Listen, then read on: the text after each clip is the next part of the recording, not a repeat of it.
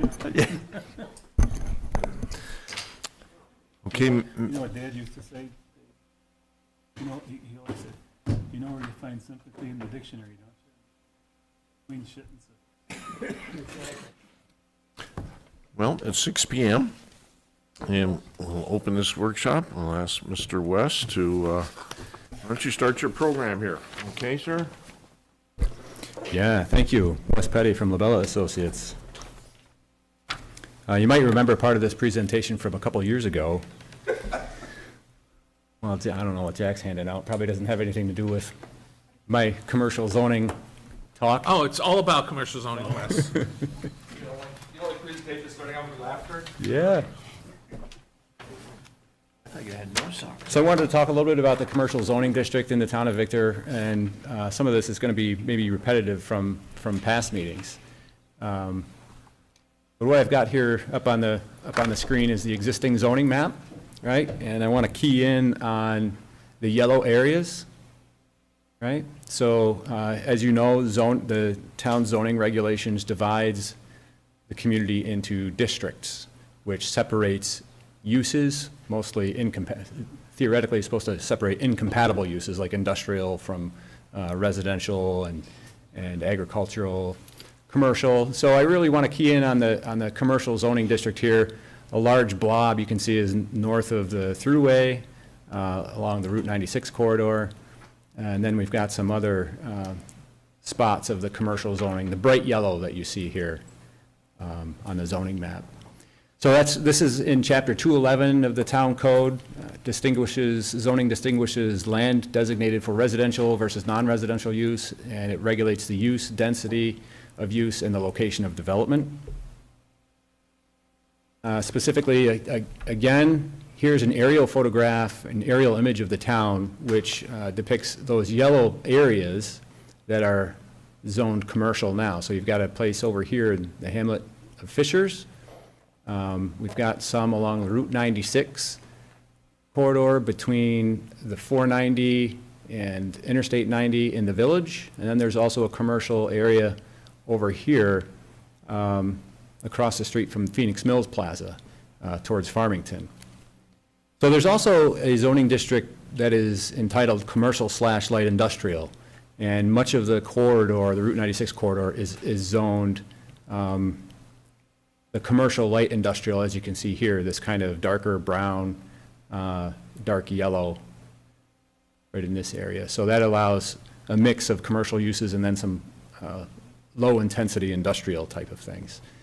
So specifically, we wanted to talk about the commercial districts because, as you can see here, some of these neighborhoods where we've got these small commercial parcels are very different. The characteristics and the fabric of the community in these areas is much different than what we see here up near Eastview Mall and the interstate interchanges there.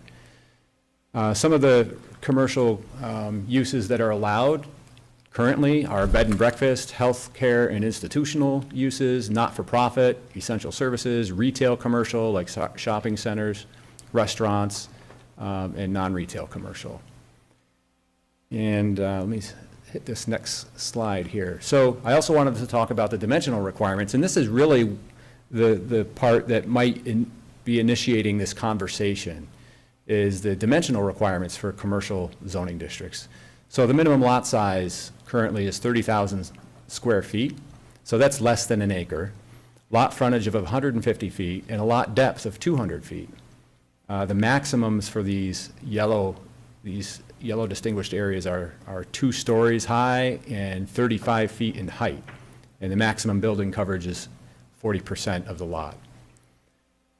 So these Does that cover parking lots as well?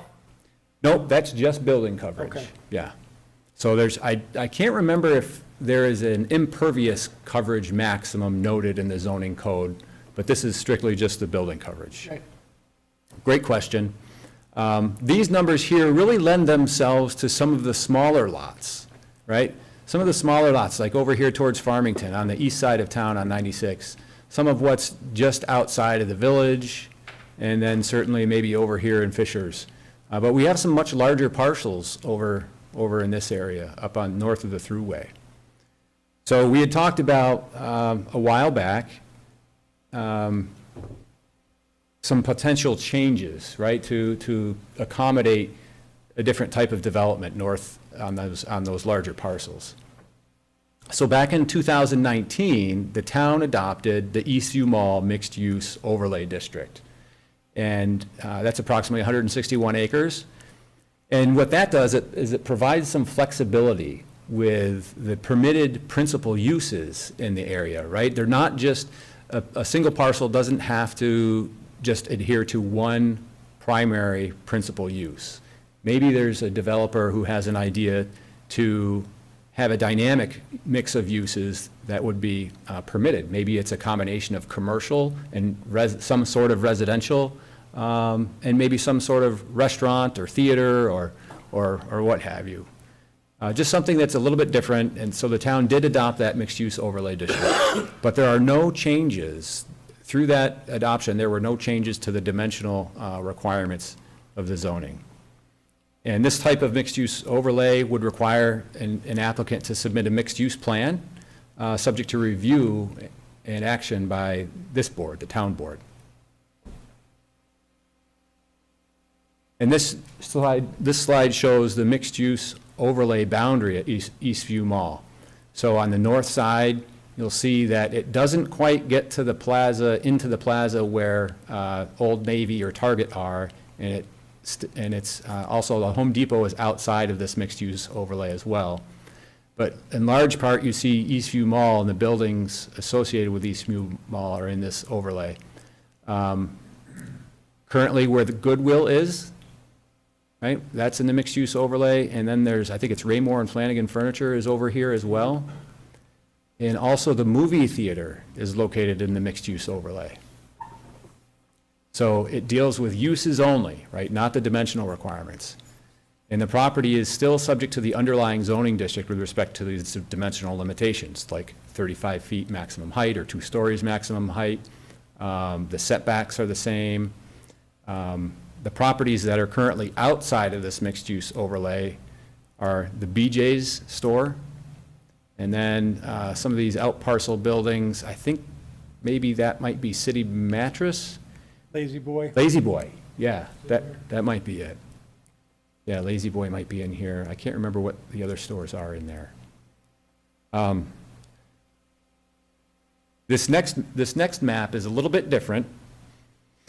And what we're suggesting here, what the thought is here, and we actually have a draft regulation put together that we can work on as we go forward.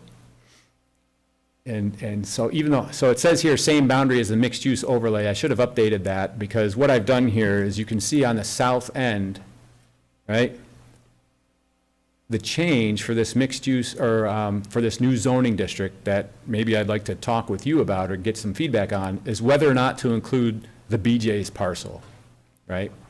And the reason why I've included the BJ's parcel here, but not these smaller buildings where City Mattress and Lazy Boy are, is because currently, as the new commercial zoning district regulation is drafted, it addresses lots with a minimum size of 10 acres or more.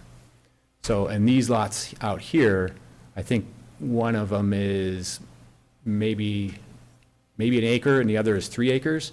But I think this one, the BJ's parcel, I believe is over 15 acres. So that's why we've included it here. But certainly up for discussion with you guys.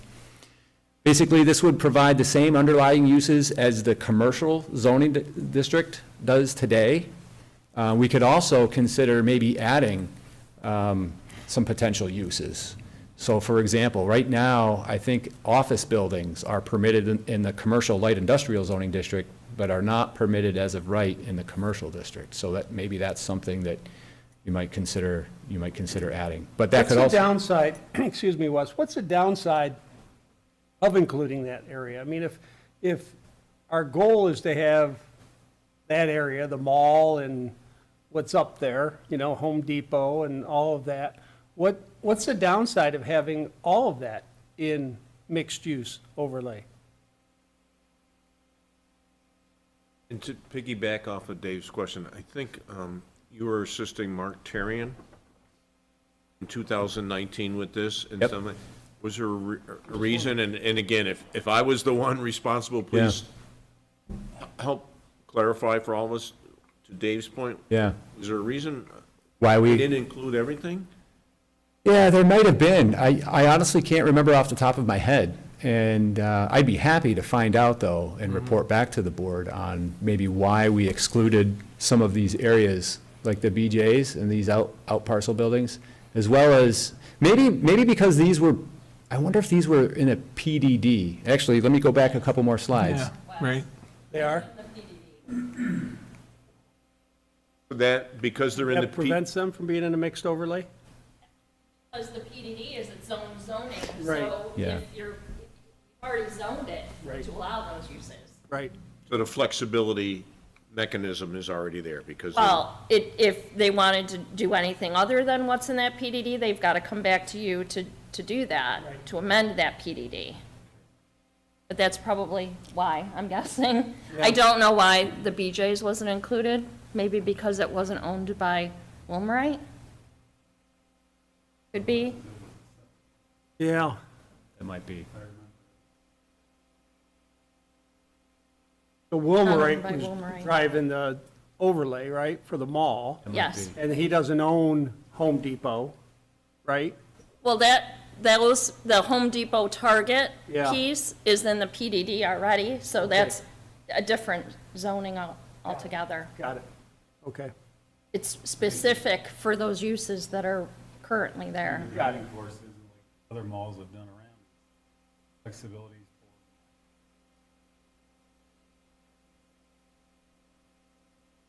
marketplace, did a health thing, and they got height to Yeah, a right. orthopedic wing, but they housing on one end, on one southern end of marketplace, and then Pull your mic down. So they changed it so that they are now in the process of building a senior living center on marketplace property, and they did the same thing there to just open things up That makes sense. in the case that retail continues to fall on its face. You're fine. Put a health facility, a doctor's office, commercial, something like that, just gives you flexibility. Thanks, Kim, for that. Hey, Kim, while you have that microphone over there, I do want to ask you a question. I know in the past, maybe 4 or 5 years, periodically, there's maybe a restaurant component that comes up on a out parcel. Is that covered under there? Where that,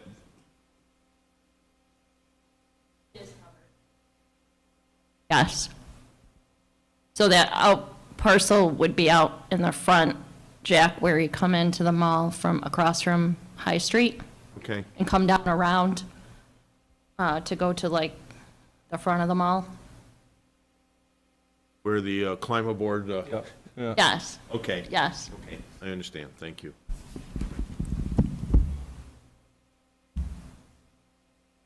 So the PDD, that answers that. Yeah, takes precedent.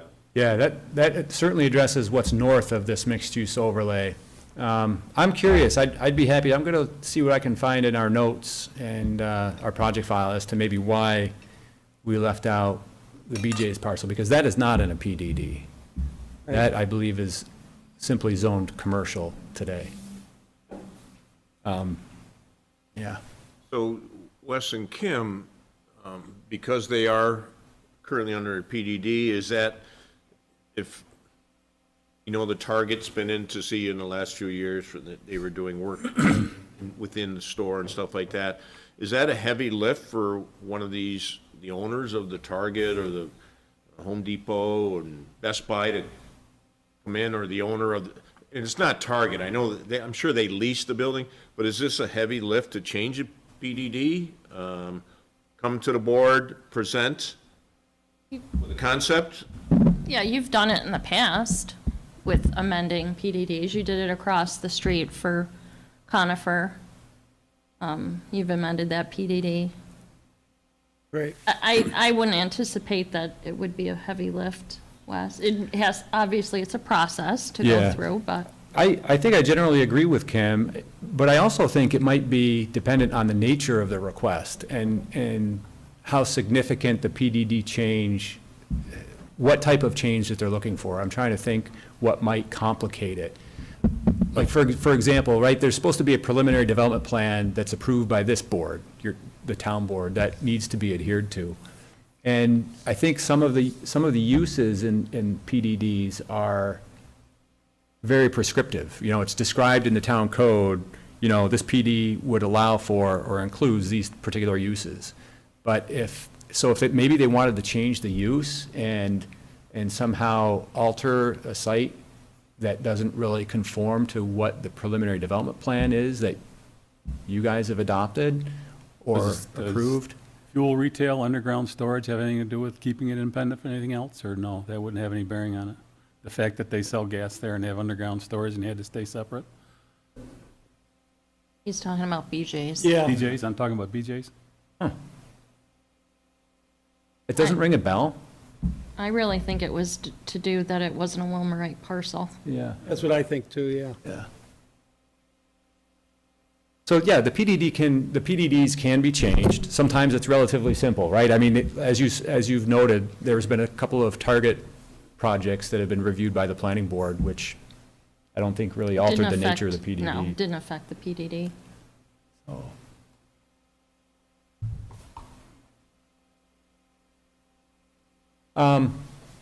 So this type of new zoning district might provide an expanded opportunity related to the form and the dimension of these developments, as you've talked about.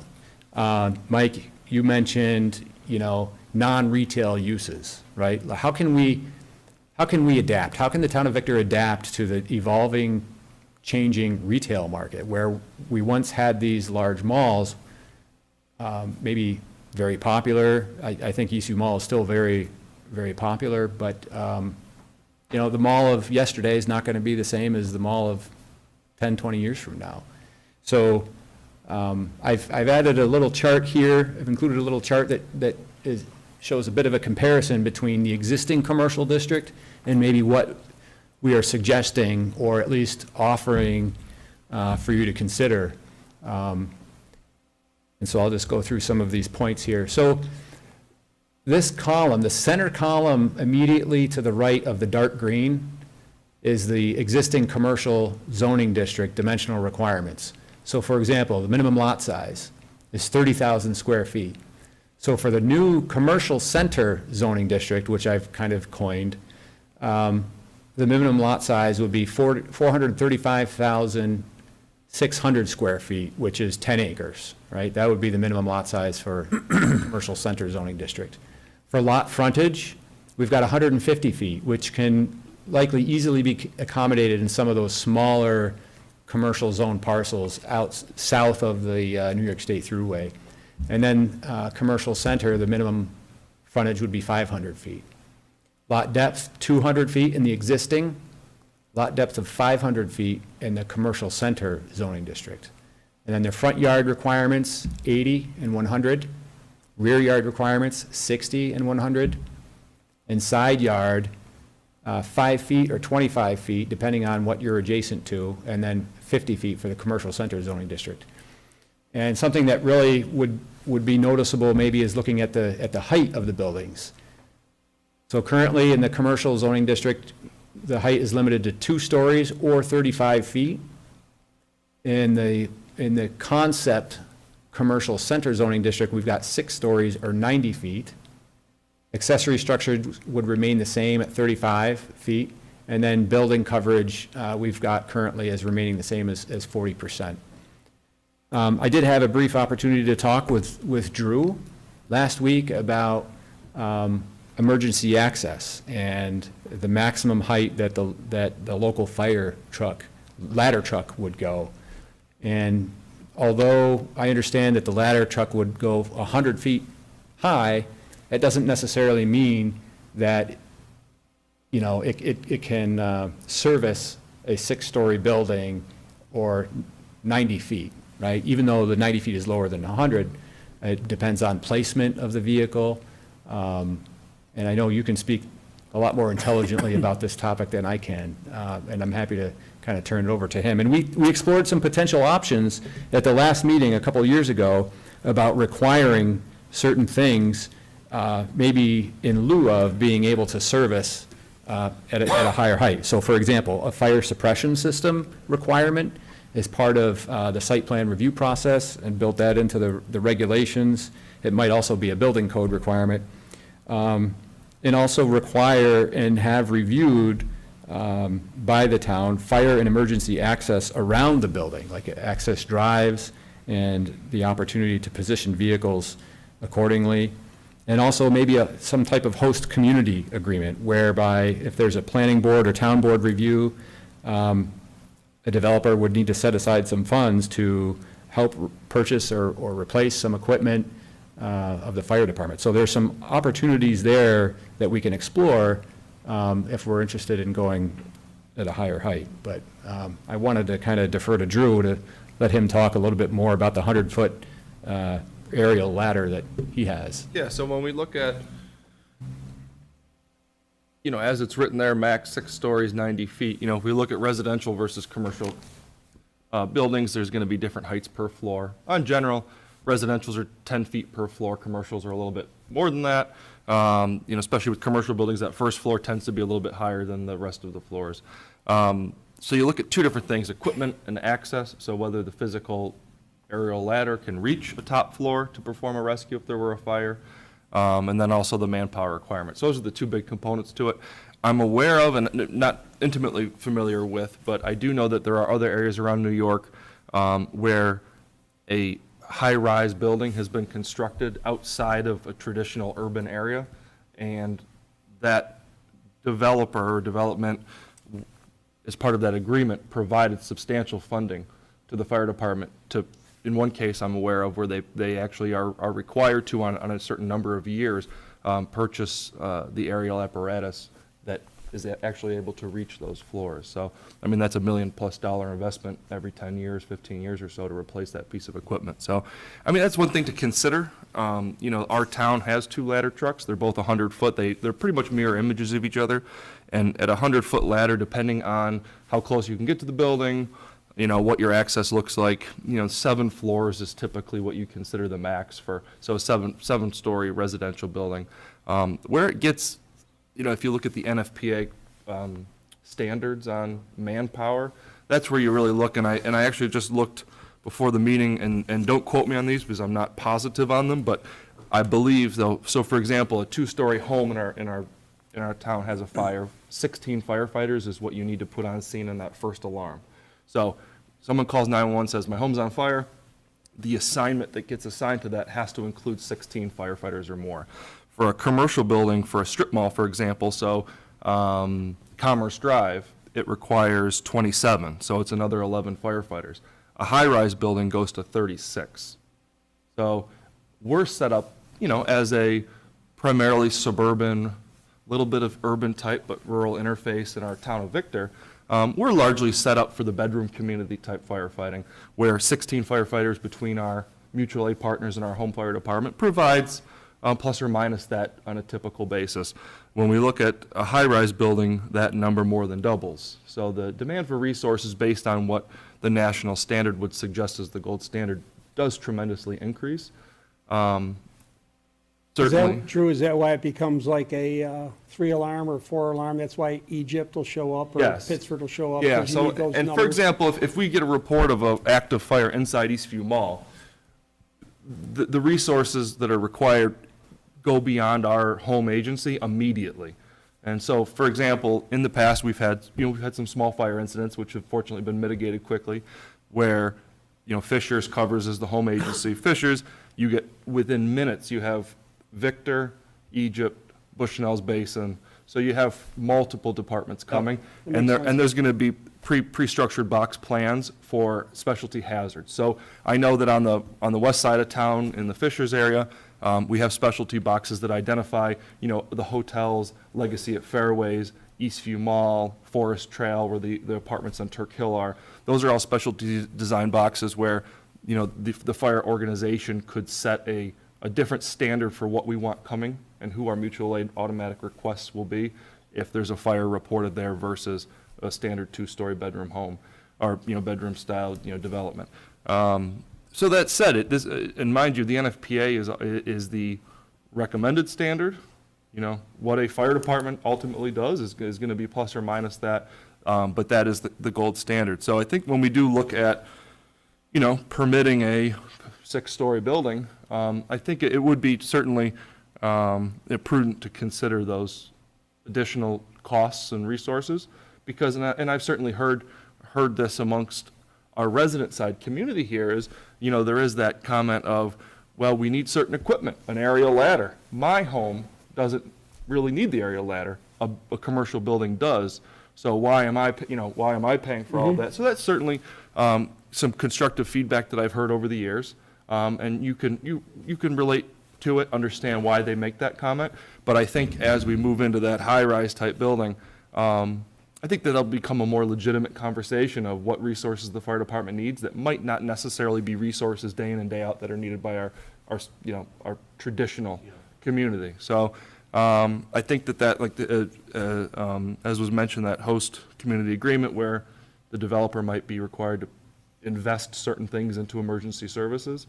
The ambulance also, depending on the type of high-rise you get, you know, if you're getting for example, you go to a skilled nursing home, the transports and the demand for EMS out of those facilities is tremendous. I mean, it's a daily type thing. So it's not just fire, it's certainly different subsets of emergency services. First of all, thank you for reaching out to Drew. Previously anticipating this evening, so I want to thank you, Councilman, because certainly you went into a deeper detail than what Chief Chapman had given me. Not to disrespect the chief, what I had asked at a public safety meeting was that I asked Sean McAdoo and Chief Chapman if they could look, and I did follow up with Bob Graham here, our fire marshal. So they reached out to, Henrietta's got a different fire chief than who was actually there when they went through the planning process, but it is the same fire marshal. Their concerns was not the 100 feet, you know what, as the chief said, the current chief said, they actually build buildings today much higher than what your ladders can go. Yep. Okay. Their bigger concern was what Councilman Guinan mentioned with the senior housing. They had more concerns, and again, it goes back to body count, what you need to, 36 firemen, or more on there, and having enough manpower. But it was the concern brought still today by the fire marshal in Henrietta was the fact that senior living, senior assistants, ambulance trying to respond and stuff like that. They were actually very grateful that I even asked Chief to do some research, because the town of Henrietta, no communications whatsoever with the fire community. So I think if anything, we give ourselves a little. Yeah, and I think an interesting point to that, so comparables to Henrietta are, when you look at the Greases and the Henriettas, kind of the larger areas within Monroe County that have the 50 to 100,000 population, they have the staffing on duty 24/7 to really fill out a decent portion of that, whereas our model out in Victor here is a little bit different. And it's different for a reason. We have our community layout's different, our population's different. Henrietta, although they don't have a ton of high rises, they have quite a few more taller buildings than we do. So, an interesting thing to just bring to conversation is, since we only would have, this is our first, if we had a 6-story building, it's our first. So, I'm trying to figure out how to say it the best way to make sense of it. If we had 30 of these, adding another one, we kind of already have all the systems in place. Adding one still doesn't mean, it's only one. Well, no, if that building has a fire, it doesn't matter. We need to have the resources. So I think that's an interesting dichotomy of, adding that first large building and what resources might be needed. And I certainly, I'm not at that executive level within my fire department, so that's the conversation that's well above my head. But understanding what resources from an organizational level would be an interesting conversation. Just attending your meetings, the district's meeting, and I know how sensitive some of the residents are and even commissioners about, your department assisting this department or assisting, God forbid, Farmington or Mendon, the fact that potentially, if they were to have to purchase additional equipment, that's why these host community agreements really does make sense to have some kind of language in there that would provide some type of funding if there was the need. Yep. So, again, Wes, again, that's probably a legal question if we move forward and we want language in there, but maybe something in the, on a host community agreement. But then, I don't know if we have to, if part of our responsibility would be setting a dollar amount. Do we need a to-do list from the fire department, or not a to-do list, but a wants and need list that, hey, these are some of the things we've identified in year 2023 that we would need for a 5-story building or a 6-story building, you know? And another question I have to kind of just add on to that, and I don't know where the legality lies with this. I know nothing about fire district and taxes. I don't know that side of the government.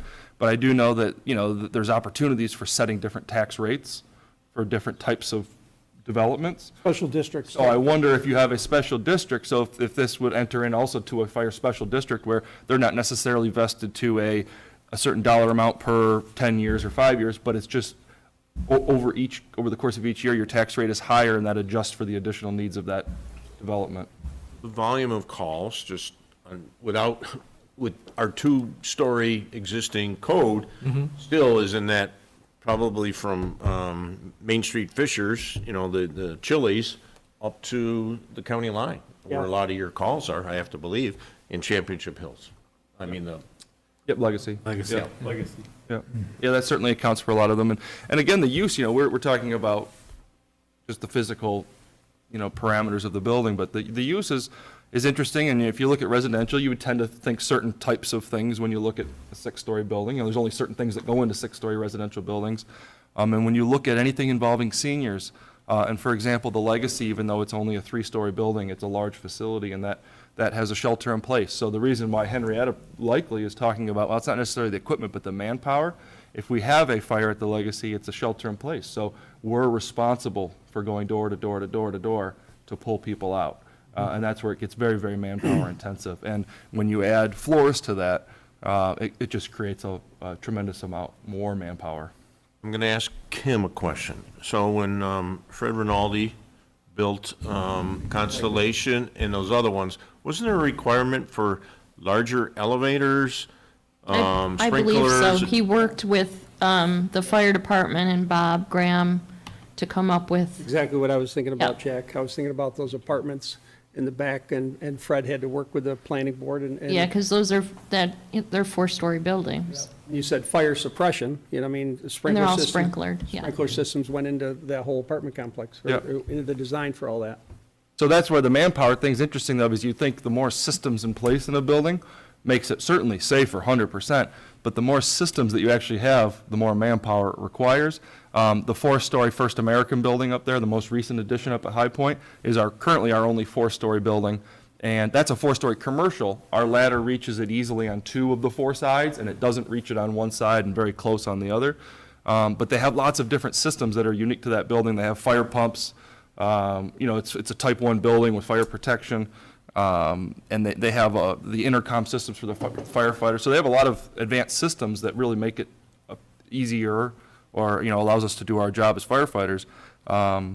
But manpower-wise, it's a very intensive You need the operation. numbers. You need the numbers. Yeah. And you look at, and not to get too far into it, but once you go into a commercial building, one person is dedicated to your riser room. They have to adjust, the valves, they have to monitor the alarm systems. One person is in your lobby, and they're a monitor, and they're the command post, So there are all kinds of different positions that are created in a commercial building versus standing in the front yard of a 2-story home. Yeah. Yeah. If you wouldn't have gotten all this information sitting home watching the news. Question about that.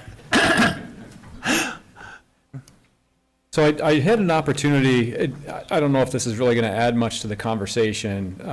It's kind of aside from the emergency services point. I did talk with the deputy engineer over in the town of Henrietta a little bit about their Marketplace Mall and their mixed-use overlay. And their mixed-use overlay allows residential up to 50 feet However, I guess my understanding is that they can exceed that 50-foot threshold if they apply for a special use permit, which is kind of interesting. So last time we were here, we had Mark Tarian on Zoom with us, and he had a suggestion of maybe there's a certain threshold or a certain height at which the town or the fire department or a combination of both are comfortable with emergency services up to, maybe it's 3 stories, maybe it's 4 stories. But then beyond that, then you get into requiring a, host community agreement, fire suppression systems, and maybe even making the use subject, or the uses subject to a special use permit.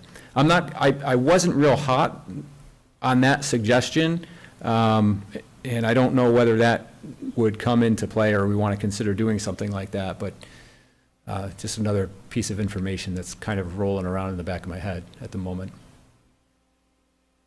So I don't have anything, I guess I don't have anything else for you. Let me see this last slide. So this new zoning district, right, it looks like it occupies, the theater, the department stores, 161 acres. It's probably a little bit larger. Add 15 acres for the BJ's site, 1.3 million square feet, 140 million in assessment. That's as of a couple of years ago, and represents a significant sales tax revenue. So. Everyone comfortable with adding BJ's and land? I think it only makes sense, and geographically where it sits in that whole parcel, it would be signaled out and. Yeah, unless you discover something, Wes, that like, oh no, it's because of the gas, or it's some weird thing that, Yeah. yeah, I would think it should be included. I mean, anybody that goes up there, yeah. I'm not opposed, it's higher than the majority, maybe. Right, right. But it's the main entranceway into the mall. It's right there. Still and- back far enough. Yeah. Yeah, that's a good point, it is back far enough, you're not, That lot is very characteristic of the rest of the lots in Yeah. that neighborhood, right? It's very different than the other commercial zoning districts in the town, right? It's not at all like what's that small parcel over near Fisher's. It's not at all like the parcel across the street from the Phoenix Mills Plaza. It's very much like its neighbors. So, I think it makes sense to include that. Kim, I know it's a village project, but I know there's a, where the wedge is, where the failed library vote was on that parcel there. Garage and then 4 stories of apartments is what's being proposed. Have you heard anything to, any village contacts or anyone that, sprinklers and things of that nature? Or? No. No, I you don't- haven't I heard? don't- I have not heard anything. I don't know if their code enforcement has talked with Bob Graham about it. He hasn't mentioned anything, but I have not heard of anything, no.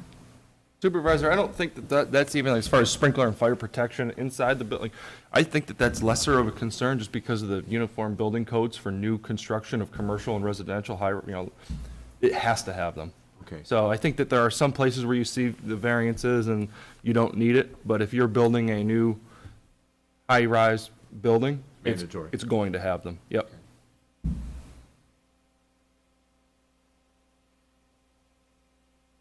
Any questions for Wes? So as we go through this process, the types of things that could go in there, it's kind of wide open, right? Yeah, with the mixed use overlay, right? It's already been established Right. that, you're willing to consider some sort of dynamic mix of uses, not just retail, commercial, right? Right. Maybe it's a hotel event center, maybe it's a conference center of some sort, hotel residence, for permanent residents.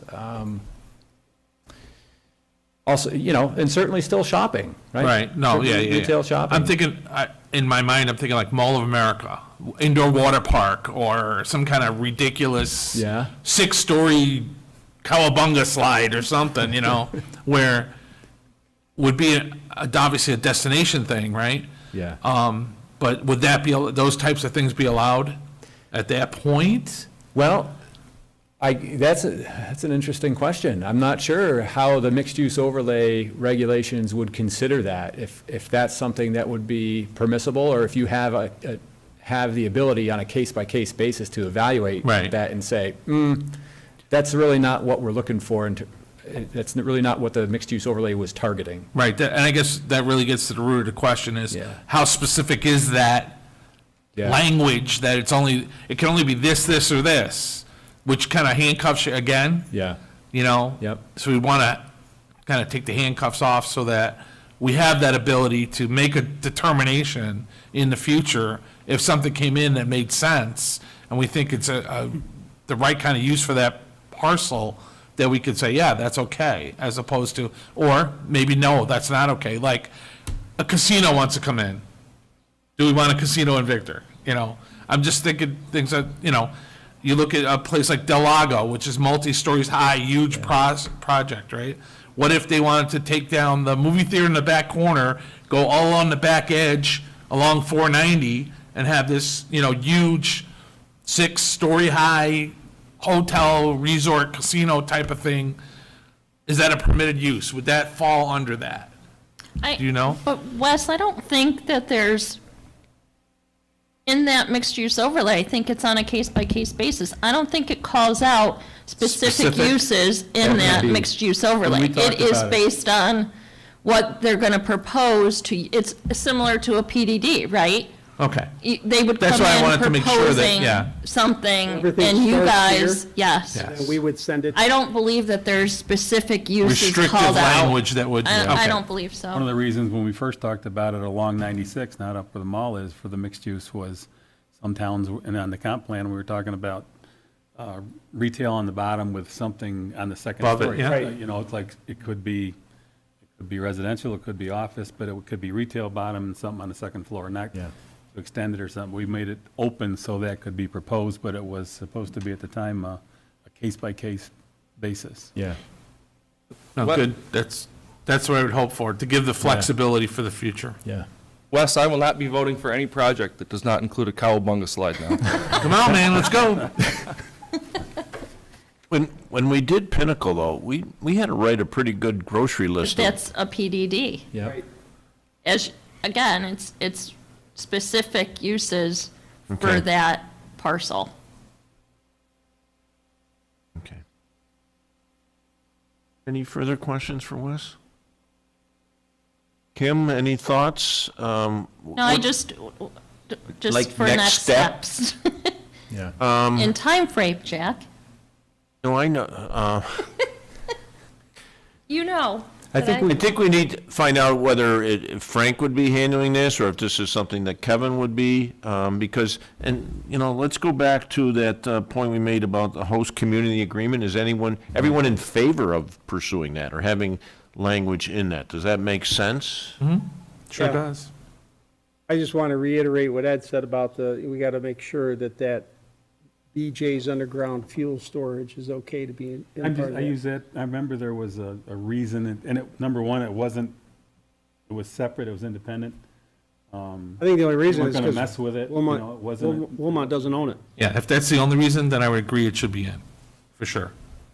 but I don't know why I was only referring to at the time why it Yeah. wasn't in there, but there's no reason why it shouldn't be now. I don't- And Jack, to your point, if somebody came in with a project and wanted to put 6 stories there, we could say, no, it's too visible from 96. You know, I mean, that would be our prerogative The to other thing say, they were talking about at the time that I remember, and it's a long time ago, maybe Kim remembers, is at the time, they were also talking about that back parcel and an independent exit onto 490 off, so they didn't have to enter 96, and that Yeah. involved that back corner also. And right, Remember that. part of it, I can't remember really, but it was something, there was a lot of variables, and they just kind of said, it doesn't really matter, you know? I think too, though, Dave, to your point, if somebody came in proposing a 6-story building currently under that mixed-use overlay, they'd need variances. they what? They would need Need a variance. variances, area variances, because it doesn't allow, right now, it does not allow Yep, that height. yep. Wes, do we need to identify, not to 4 stories, at 5? Do you need that from us, or? Well, I think we could certainly just draft the regulation. We would leave it at 6 for now, but let's get together with Harris Beach. Kim and I, we can coordinate on what individual at Harris Beach would help us with the host community agreement information and any other particular standards that we want to address with fire suppression and emergency services in the regulation. The fuel tank issue with. Yep. through your Wes, company? why is 6 the magic number, in your opinion? That's just kind of, we weren't quite sure exactly what number we wanted to have, right? Maybe if there's a need or a reason, we didn't have a definite answer. Well, 6 is the magic number. I think that's just a placeholder that I had in there just for consideration. And the consideration is 6 maximum. Yeah, So somebody can come in with a 3-story that they want to put, to your point, retail on the bottom, a couple stories, 2, sets of apartments, let's say, above it, or townhouse, or whatever you want to call it, but Back to Councilman Condon's point, so the 6 as a placeholder, was that Henrietta 6, and then with the AC and other infrastructure on the roof, or was 6 a flat roof? yeah, so my understanding is that their maximum height that they allow is 50 feet. However, if you get the special use permit, you can go up to 70 feet, and that includes, that's all the accessories that are on top of the Everything. building, yeah. right? So if there's some sort of utility or something, Antenna, decoration, Air whatever, handlers, yeah. all that? yeah. Hi, Chucky. That's at 70 feet. And my understanding is, just for reference, the Von Mauer building over here, the architectural feature there is, I believe, the top of it is 50 feet. And they had a variance for that also. Right. And Did you they, go through the ZBA? Yes, Thank you. yes. yep. So, yeah, I guess the 6 stories and 90 feet would be the limitation for all ancillary particulars that might be at the top or architectural Yeah. features. Antenna, flagpole, whatever. Yeah.